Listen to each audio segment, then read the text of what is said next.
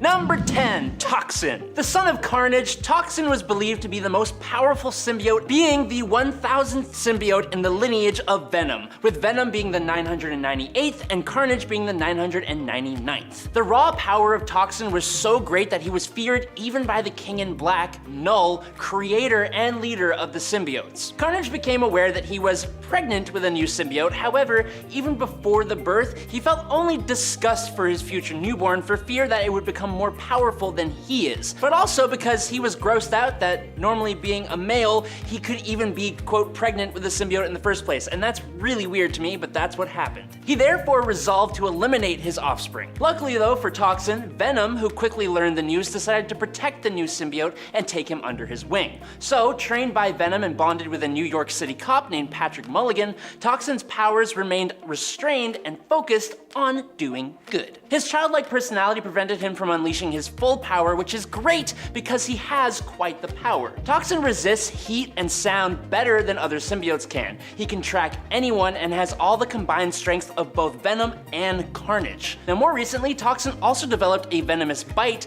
assuming you would survive the massive bite in the first place. Mulligan was eventually taken out and his symbiote forcibly bonded to Eddie Brock before it found a new host named Bren Waters during the King in Black event. At number 9 is Grendel. Billions of years back, Knull set loose a lineup of dominating symbiotes designed to obliterate everything in their path. Among these, the Grendel emerged as a dragon of sheer power. After landing on the Earth way back in the 6th century, it engaged in a tumultuous showdown with Thor, leading to its entrapment within a glacier. But its slumber was disturbed when S.H.I.E.L.D. unearthed it centuries later. Then the Maker came along, a brilliant yet controversial figure in the symbiote saga, who got his hands on a fragment of Grendel. His intentions were to use it for his symbiote-related experiments. However, the plot thickens. You see, the cult of Knull had different plans, snagging the Grendel shard and connecting it with the lifeless body of Cletus Cassidy. What ensued was a merging of unprecedented magnitude, reviving Cletus and binding him to Knull. This fusion birthed a new chapter in the Symbiote Chronicles, transforming the Grendel piece into a daunting doppelganger of the original Carnage symbiote. The result was a creature possessing not just the legacy of Grendel, but also the essence of Carnage, evolving into an entity that redefines the term formidable. Hey, if you're enjoying this video so far, you can support the channel by pressing like, subscribing to Top 10 Nerd, and ringing that notification bell. Only if you want to. You don't have to, but you know, it'd be nice. It's free. Thanks. Number 8, Anti-Venom. The Anti-Venom symbiote was created when Venom bonded with Eddie Brock after the man was cured of cancer by Mr. Negative. Now, thanks to Mr. Negative's healing powers, Eddie's antibodies gave birth to a new kind of symbiote when Venom tried to rebond, inverting the black and the white of the original Venom symbiote costume. Oh, right, and this is now a symbiote with no consciousness of its own, effectively making it a benign biological white Venom costume controlled by Eddie Brock. Now, it possessed the same strength as its Venom predecessor, but importantly, has different anti-symbiote powers. His touch is basically caustic to symbiotes and can destroy them with long enough exposure. Anti-Venom can cure people affected by things like radioactivity, parasites, diseases, and certain substances. And he still has all the enhancements afforded by a symbiote. To make this symbiote even more impressive though, Anti-Venom is resistant to heat and sound, the symbiote's most significant weaknesses. The Anti-Venom symbiote was recently used to throw a wrench in Carnage's plan to become an extremely powerful version of himself, although it was only momentary. At number 7 is Zzxz. Zzxz, making its debut in X-Men Kingbreaker number 2 in January of 2009, represents an extraordinary outlier among symbiotes, standing as one of the most formidable entities within its species. Now, what distinguishes Zzxz, besides its unique name, is its very unique mutation, granting it unparalleled control over hosts, in stark contrast to the typical symbiotic relationship observed in other members of its kind. You see, unlike conventional symbiotes that form a cooperative bond with their hosts, Zzxz deviates by completely consuming its hosts, extracting substance from their organic essence rather than merely feeding off of adrenaline and other organic chemicals. Initially incarcerated by the Shi'ar, Zzxz subsequently emerged as a powerful tool in various cosmic clashes, exhibiting a brutal and savage nature that cemented its reputation as one of the most menacing and lethal symbiotes to traverse the galaxy's expanse. Number 6, Meridius. Meridius is an extremely new and pretty unique villain, being the one pulling the strings behind the events of the current Venom run. Now, when Eddie Brock defeated Knull and became the new King in Black, he began to play with the ability to switch from symbiote to symbiote within the symbiote hive mind with just the thought. And then he pushed it even further, trying to see if he could move not only through space but through time. This eventually led Eddie into contact with other Kings in Black throughout time and to Meridius. Now it turns out that Meridius is actually a temporal offshoot of Eddie Brock, who had become unmoored in time following the loss of his physical body and was embroiled in a time loop started by himself to ensure his own existence and to try and stop himself from becoming the Eventuality, which is a kind of antithesis to the Beyonders, which Eddie Brock will always eventually become. Rejecting his true purpose, Meridius created the Garden of Time, where he manipulates not only his past selves, aka Eddie, Finnegan, Bedlam, Wild, and Tyro, but also Dylan Brock and the Venom symbiote, trying to use them to change his own future. Being a millennia-old King in Black, I have no doubt Knull would fear Meridius. At number 5 is Big Mother. The thumbnail, we're finally there. Big Mother, originating from the ancient tale of Beowulf, is one of the most powerful symbiotes out there. This basically demon possesses an incredible array of abilities. Her strength, durability, and stamina are off the charts, making her virtually immune to aging, diseases, and many forms of harm. Donning a demonic appearance, she has a range of powers, possibly sorcery, and shapeshifting abilities, retaining her terrifying visage. Big Mother is a vicious predator equipped with razor-sharp claws and fangs capable of consuming entire individuals whole. Her demonic nature evokes fear and panic attacks among those accustomed to confronting these supernatural beings. Her personality even reflects her demonic origins. See, she takes pleasure in sadistic acts, especially devouring humans alive, but oddly enough, she's protective of her own kind, displaying a nurturing side towards her offspring. She's notably vengeful, particularly towards Beowulf for his actions against her son Grendel. Unwilling to be manipulated for others' gains, she pursues her own desires, as seen in her unexpected venture as a professional wrestler, relishing in the violence and the chance to devour her opponents. A threat taken seriously despite many assuming it's just part of her act. Number 4, All Black Necrosword. All Black, initially born as a Necrosword, was the first ever symbiote created from the shadow of the evil deity Knull, and softened with the divine power of a slain celestial head, because that's just how it goes. It was basically a sword created from living darkness, and it gives its wielder an exceeding level of power and capability, enough to be able to slay gods. After removing the All Black away from Knull, the alien Gore is corrupted by both his hatred of gods and the dark symbiote itself, and he continues the quote, butchering of the gods started by Knull himself. Long after Gore's defeat in the King Thor timeline, King Thor uses the All Black to stop Galactus from consuming the Earth, but then the All Black connects to Galactus, who becomes Galactus the World Butcher. When Ego the Living Planet arrives, the All Black goes to Ego instead and transforms him into Ego the Necroplanet, who then eats Galactus, and then Ego is destroyed by this timeline's Loki, who takes the All Black Necrosword and becomes Loki the All Butcher, and this sword needs to just chill the heck out because it's too much. At number 3 is Scorn. Originally birthed from the aftermath of Carnage's shenanigans, Tanis Nieves, or Knives, I don't know, bonding with the offspring of the Carnage symbiote. Scorn then dived headfirst into a whole chaotic tangle. See, this new entity brought real firepower against Carnage, teaming up with the Mercury team to hold off a hostile takeover in Dovertown. But things took a darker turn as Scorn got entangled in the web spun by Knull, the ancient symbiote god. In a shocking showdown, a twisted chain of events unfolded. A whole cult vibe emerged, worshipping Knull, seeing Cletus Cassidy as Knull's mouthpiece. Scorn made a daring move trying to fuse the Grendel symbiote into Cletus to bring Knull back. Yet, in a brutish twist, Cletus went full rogue, taking out Tanis and leaving Scorn's destiny hanging in the balance. The symbiote roller coaster just took a wicked turn, and we're left hanging, wondering what's next in this wild, unpredictable symbiote saga. Number 2, Venom. Chronologically, in Marvel Comics, other symbiotes had come before, but Venom was the first to appear, and the one that set the symbiotic ball rolling. After being rejected by Spider-Man, the alien Venom bonded to Eddie Brock, a disgraced reporter who also hated the Spid. The two became a lethal protector anti-hero eventually. Now, Venom is not the strongest of all symbiotes by any means, but he's certainly one of the most persevering. Venom has been tested against more dangerous symbiotes and always comes out on top because he's willing to sacrifice everything to keep the world a safer place, and also because he's the main character. He's proved that he can conquer the urges of his race and become a force for good. Because of his unbreakable spirit, Venom was powered up by the God of Light itself, granting him the power to defeat Knull once and for all, allowing Eddie Brock to become become the new King in Black. As for the symbiote, Venom has recently bonded with Eddie's son, Dylan Brock, and they are both acting as a hero on Earth. But the Venom symbiote has had a bunch of different hosts. The first, chronologically, was a Kree by the name of Tel-Kar, but it's also bonded to Anne Wang and Patricia Robertson to become She-Venom 2 times, the wimpy Angelo Fortano, Mac Gargan the Scorpion, Flash Thompson to become Agent Venom, who's really cool, Lee Price, Malekith the Accursed, and a bunch of other characters because Venom is just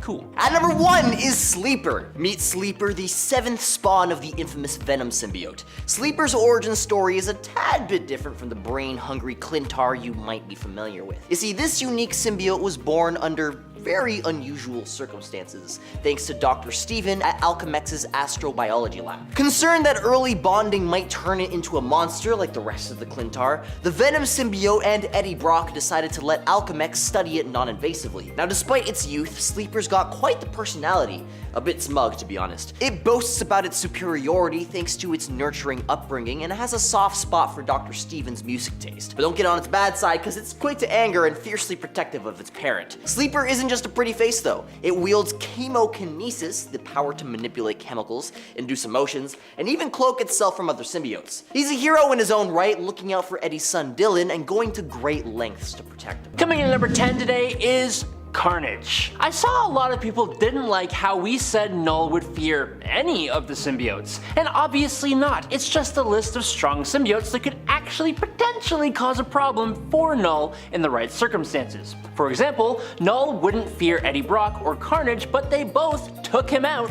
when they applied themselves and gained power boosts. Being a red symbiote, Carnage is quite a bit more volatile than others of his already violent race. He is unpredictable and possibly even stronger than Venom in terms of raw power, but he becomes even crazier after bonding with serial Cletus Cassidy. As Cletus was already a serial before becoming Carnage, the extra aggression caused by the bonding with a symbiote only made him more cruel and dangerous. Carnage was such a threat to Venom that the Lethal Protector decided to form a truce with his enemy, Spider-Man, in order to defeat him. Now, Carnage was able to create weapons as well as crazier powers like traversing data and phone lines to attack people on the other side. But Cassidy's Carnage is actually pretty weak if you compare him to some of the other symbiote's hosts, like Norman Osborn, who bonded with the symbiote and then used his Goblin Serum to become the utterly terrifying Red Goblin, or when it bonded with a fraction of the power of a symbiote dragon. But more recently, Carnage has been traveling the multiverse by itself, gaining incredibly powerful boosts to its power that have even allowed it to take the life of an alternate reality Knull, the symbiote god. Number 9. Payback. Payback is Mavis Trent, an agent of S.H.I.E.L.D. who bonded with a symbiote that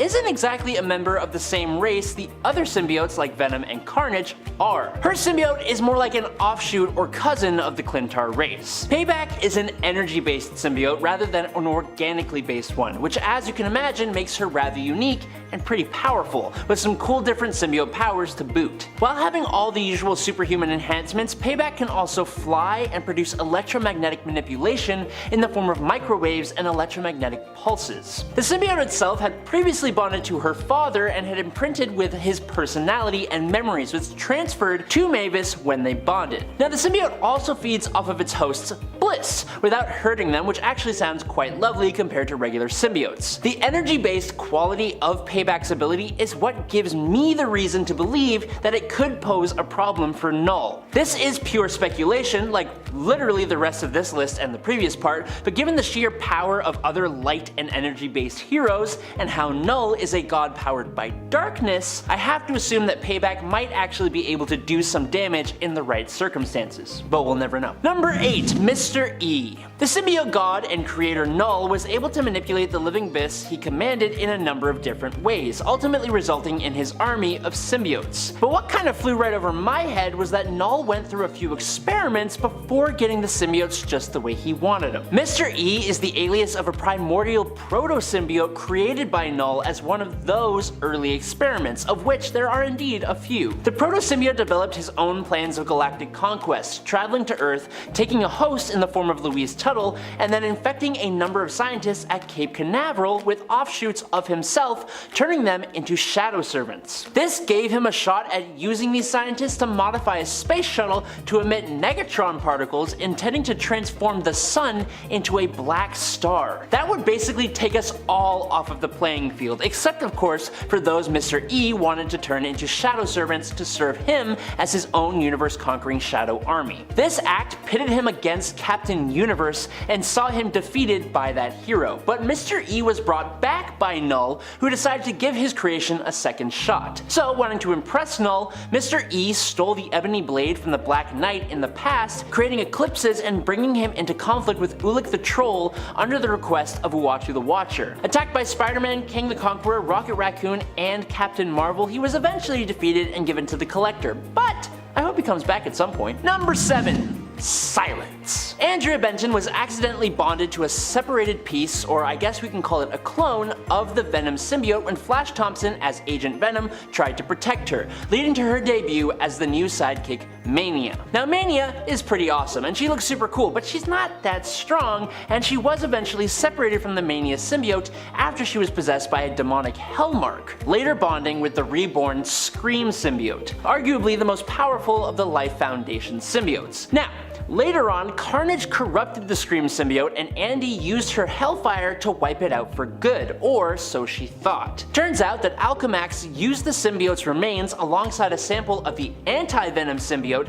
to create a somewhat brand new symbiote known as Silence. Andy bonded with the symbiote thinking it was Scream, but in actuality it was Silence. She gained a new corruptive touch deadly to other symbiotes, which would at least cause a problem for Knull's creations, coupled with the sonic scream. Now, bonded with the right individual, I do think that Silence may have a shot at causing Knull some kind of problems. Number 6. Codex. In the current Venom series, we follow the parallel journeys of Eddie Brock and his son Dylan. Eddie's quest takes him through space and time as he grapples with his newfound godlike abilities as the new King in Black. Meanwhile, Dylan remains on Earth bonded with the Venom symbiote under the impression that his father has passed away. Unbeknownst to them, Eddie falls prey to a future version of himself, Meridius, the most formidable King in Black, whose enigmatic intentions unfold over the centuries. Now, the key to saving Eddie from this lies in Dylan himself, who has discovered a hidden power within the Venom symbiote and within himself. In Venom number 15, Dylan unveils his newfound abilities as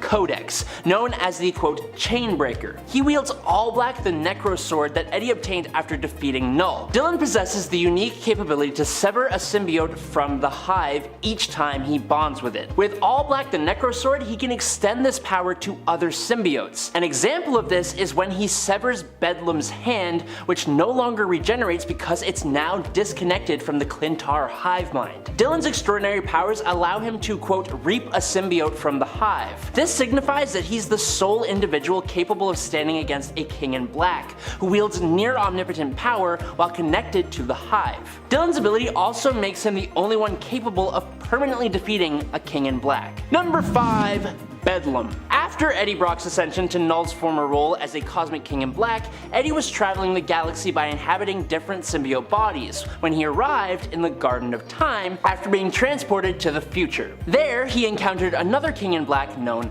as Bedlam, who was unstuck in time. Now, this giant symbiote is a powerhouse even compared to the other King in Blacks across time, and that's actually because he's a future version of Eddie Brock's King in Black, who is fueled by rage at knowing his entire existence is heading towards one outcome. As another King in Black who already defeated Knull to become a King in Black, yes, Knull would be afraid of Bedlam. Is this kind of cheating? Maybe a little bit, but it's what has to happen since you guys won't let us just have fun and talk about powerful symbiotes, so it's your fault. Number 4, the Eventuality. On that note though, I mentioned before that Eddie Brock was heading towards one eventual future. That eventual future is called the Eventuality, and that is another being that Knull would absolutely fear. As Eddie Brock travels through time as the King in Black, his timeline will branch many times over. Most branches will continue to perform the King in Black's work to maintain the universe from within, though some, like Meridius for example, unsuccessfully attempt to escape their responsibilities. All of these branches will work for longer than the lifespan of the universe before retiring to the Unbeyond, which is the place that is the opposite of where the Beyonders are from, where they converge and become the Eventuality. The Eventuality supervises and occasionally intervenes to stop his past selves from becoming as destructive as Knull. Number 3. Agent Venom from Earth 1051. Originating from Earth 1051, Agent Venom made a dramatic entrance when the primary Eddie Brock and Dylan Brock were transported across the multiverse. Upon their arrival, they discovered a world dominated by the sinister symbiote, Codex, whose oppressive rule was persistently challenged by Anne Weying, who is this Agent Venom, and her fellow symbiote heroes. In addition to contending with the overwhelming threat within their own world, Anne played a pivotal role in assembling a team of Venoms from various different universes. This alliance now stands as the last line of defense against the ambitions of the Carnage symbiote, which is seeking to gain godlike power. Anne's incarnation of the Venom symbiote may not be inherently more powerful than its counterparts, but the resilience and tenacity displayed by both her and the symbiote throughout their trials pretty much serves as a testament to their enduring strength. Not to mention, she and her squad are one of the only things standing against a Carnage that has already taken the life of an alternate Knull, the symbiote god.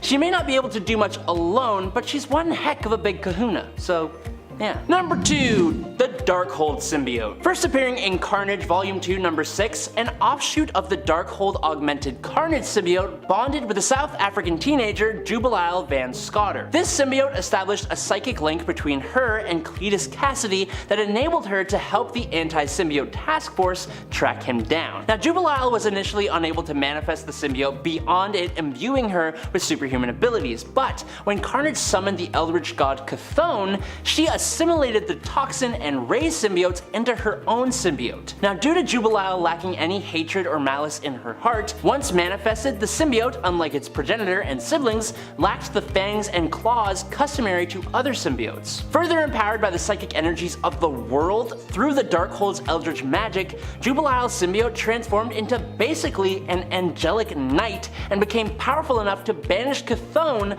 back into Calais, but the symbiote and its absorbed siblings seemingly perished immediately afterwards. Its interaction with Chthon and being able to send it back makes me think it could probably do something to Knull too, but we'll never know. And finally, in at number 1, it's the Serpent. Coming out of left field here, Donald Blake is the human form Odin created to house Thor when he banished his son to Earth to teach him humility. Now sadly, Donald Blake broke bad in 2020, hating how he was sent to a mystical world every time Thor took his godly form. There, he ended up taking the life of the Midgard Serpent, absorbed its power, and mixed it with the Odin Force to try and take out all the Asgardians. Now thankfully he was stopped and Loki imprisoned him, but unfortunately a symbiote child created from the King in Black Bedlam, who we talked about before, bonded and took control of the denizen of Limbo known as Darkoth, and infused with magic and wielding a Prometheum symbiote hammer that it created called Helnir, it attacked Asgard, being opposed by Thor,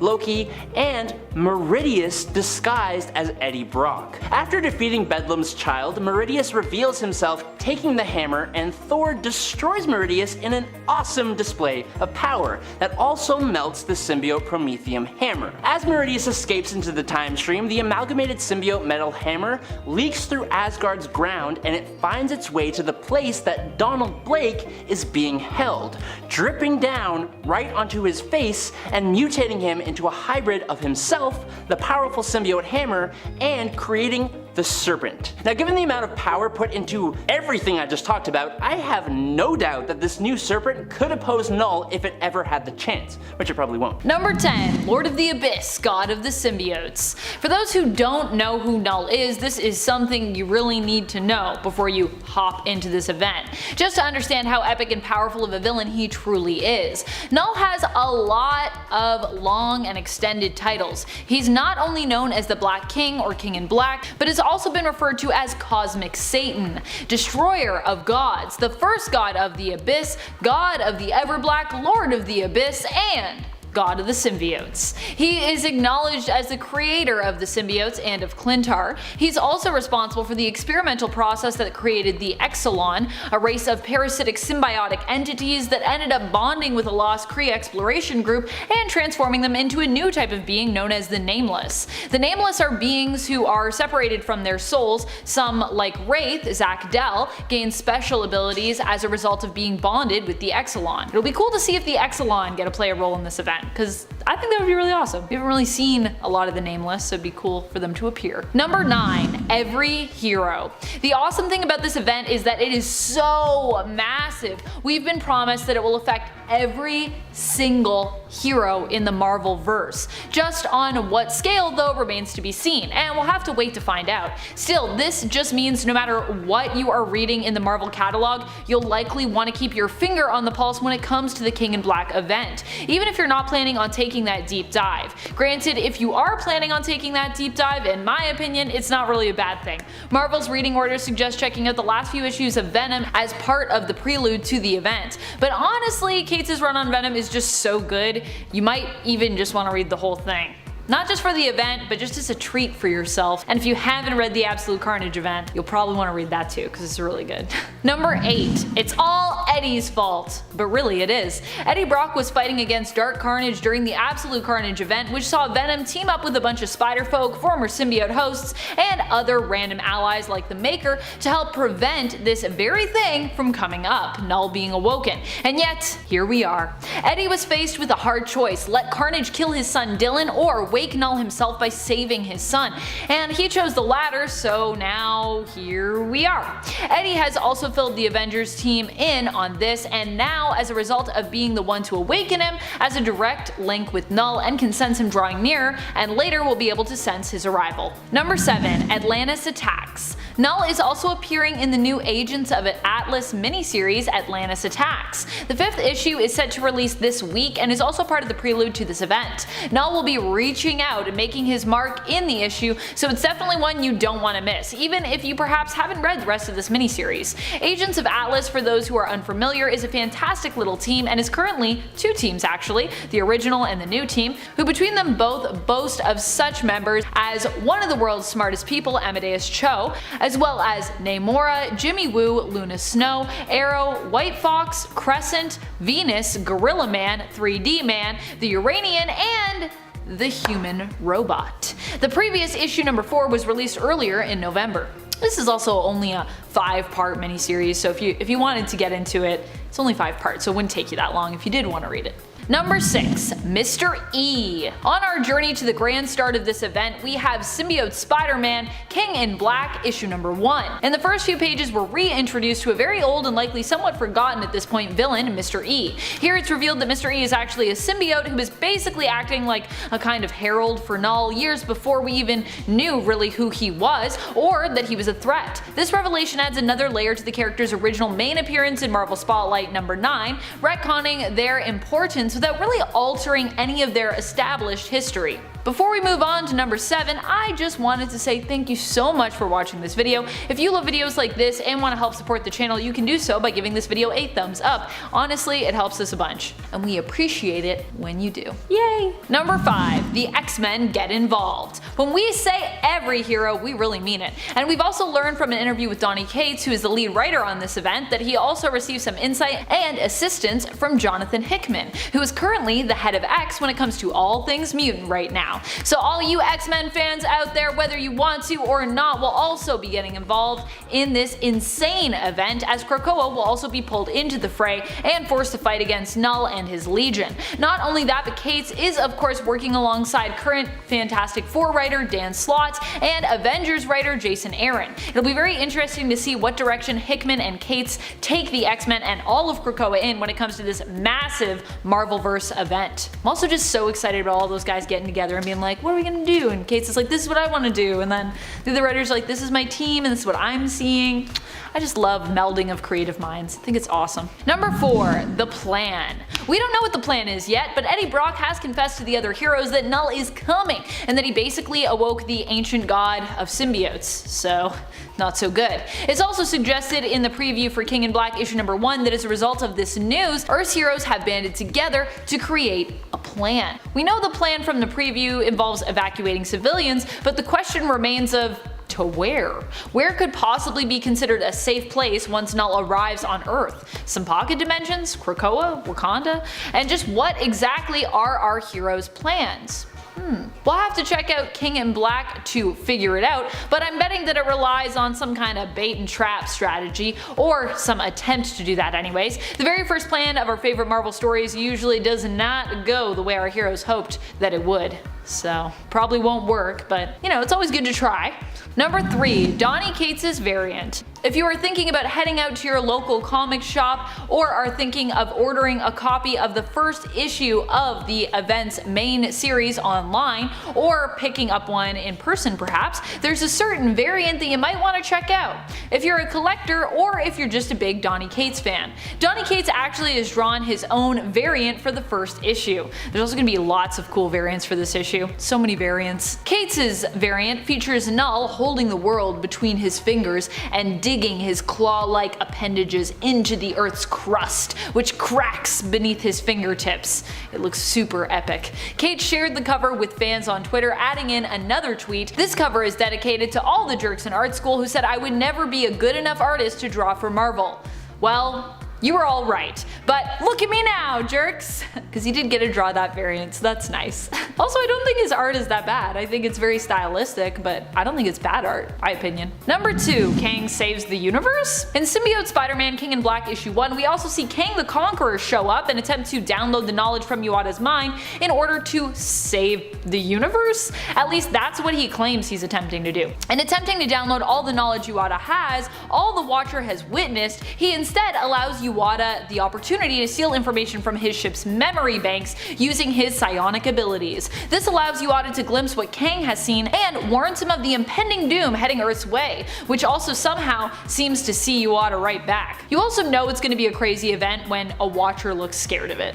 Number 1. Dylan Brock. If you miss it, Eddie has a son now. Yep, his name is Dylan Brock, and what's more important, he might be the key to defeating Knull, or at least standing a chance at surviving when Earth comes up against him.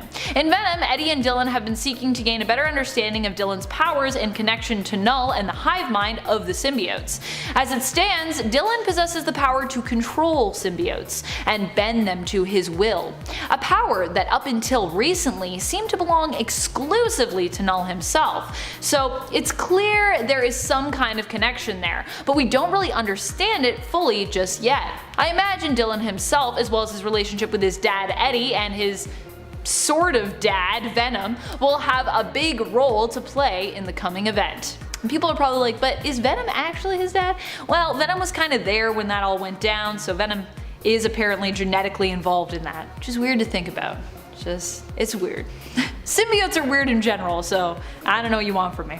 Already we are off to such a mesmerizing start to this event. I cannot wait to see where it will take us and just how the Marvelverse will be forever changed by the end of it. Knull has been a long time coming in terms of this epicness that we built him up to be, so I'm pretty excited, and I'm also kind of terrified about his arrival.